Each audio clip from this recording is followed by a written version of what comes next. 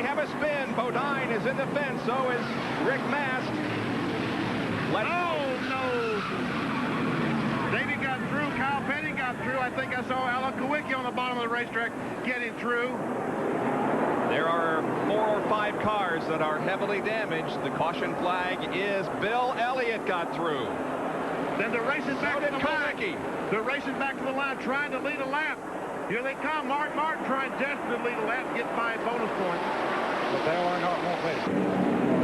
The 8th caution of the day is out on lap 209. Harry Gant making contact with the wall in turn 4 and slight contact with the inside wall here on the straightaway. Here's how it happened.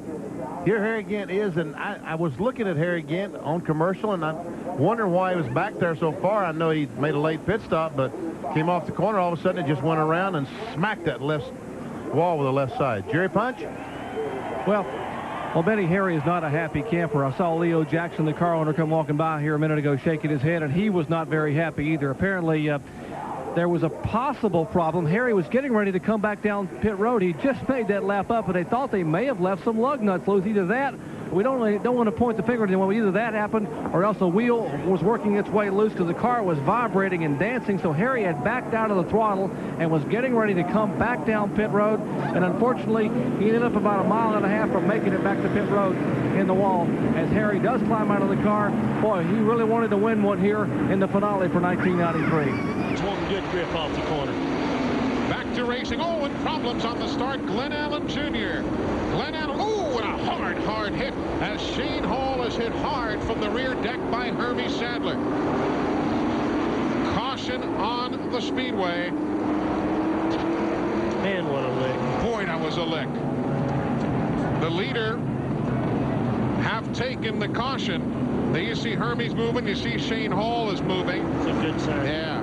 Glenn Allen, that is venting from Hermie and Shane Hall's machines. Man, that was a vicious lick. Hard to get down in the corner here. Trouble turn 3. Oh boy. One car slams the wall, and it's Alan Kulwicki ruining his 2nd car of the weekend in a big way. He hit it a ton, too. When we saw him, he was already turning around and got into it. Might have hit the driver's door pretty hard over there. Hopefully he's not hurt. Kulwicki, the pole sitter, brings out the 3rd caution at lap 93. And he pasted the wall. A hard lick. Pole winners have failed to finish 5 times this year. And this race has scarcely ever been won from the pole. Very few occasions. Mikey had already fell back to 12th place, so certainly was having a problem and just trying to make it to the next caution. But the problem, he was the caution. You hope you can make it, hold on, and adjust the car, but he had the problem himself. Climbing out, okay. That's the best sight right there when you see a guy walking over to the ambulance. It's mandatory to go get checked, but he's okay. Owns that car as well as drives it, runs his own race team. And in 2 trips here to Dover, they have totaled 4 cars. Kulwicki came into this race only 164 points behind Bill Elliott for the Winston Cup point lead. Watch the 7 car. There he is going on the end on the outside of Chad Little. They have contact right there. Yeah, they touched a little bit. It's hard to say if Kulwicki was coming down, the 9's going up, but they did touch. Got him turned around backwards. And I tell you, they just get faster right here, buddy, when they start sliding. Wow, I'm telling you, that is a hard lick, too. Look at that car get back up in that wall. It looked like a magnet on it. What kind of lucky charm was Kyle Petty and Dale Jarrett carrying there? And Rusty. There's Rusty coming under with him, and he's going to cross traffic. This big banking on this thing, self-cleaning. Going to sweep him down across the bank here. 172 laps led tonight, and then the loose wheel. I know you said it's like a broken record. What was that feeling like the moment you felt something wrong? Couldn't believe it. Went around 1 and 2, it's like, damn, wheel's loose. And kept telling myself, maybe it's not, maybe it's just shaking because it's got tape on it or something stupid, but it was loose, so I knew right away. But frustrating, but it's how it goes. Here's a crash up in turn 1. 45 car of Sachs. There we see Elliott Sadler, the 29 car, the pole sitter. He's involved. There's Mike McIntyre. All right, Sandy, we got the left front, and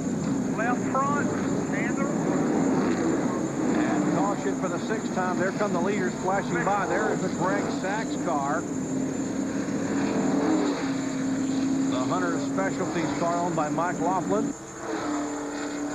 The sustaining some damage. A 29 car also involved of Elliott Sadler, who was the pole sitter. And watch the 36 car, yellow car, right side of your screen. There to see the 29 and the 45. Looks like they're going to make contact.